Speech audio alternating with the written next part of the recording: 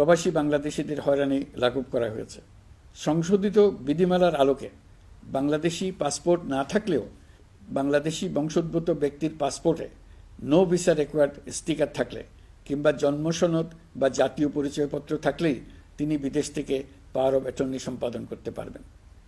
সরকারি সিদ্ধান্ত ও প্রয়োজনীয় ব্যবস্থা নেওয়ার পর বিমানের টিকিট কেনার পুরো প্রক্রিয়াটি অনলাইনে নিয়ে যাওয়ার ফলে বিমানের টিকিটের দাম শতকরা 50 থেকে 75% কমে গেছে।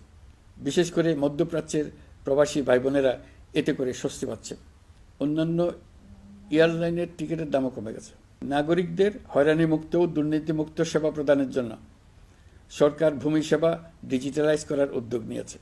এর অংশ হিসেবে ভূমি মন্ত্রণালয় অনলাইনে ঘরে বসেই জমির খাজনা প্রদান, নামজারি, জমা খারিজ, খতিয়ান বা পর্চা সার্টিফাইড কপি, মৌজা ম্যাপ বা নকশা প্রদানের কার্যক্রম শুরু করেছে। এই পদ্ধতিতে ভোগান্তি, অস্বচ্ছতা ও দুর্নীতির অবসান হবে। বর্তমানে সারা দেশে পরীক্ষামূলকভাবে এই কার্যক্রম চালু হয়েছে।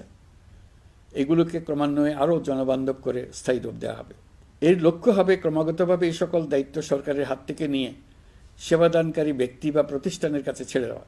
গ্রামের স্কুল কলেজ পাশ করা ছেলেমেয়েরা, গৃহিণীরা ঘরে বসে সারা দেশে এই সেবা দান করবে এবং অনেকে তাদের কৃতিত্বের জন্য প্রসিদ্ধ হয়ে পড়বে।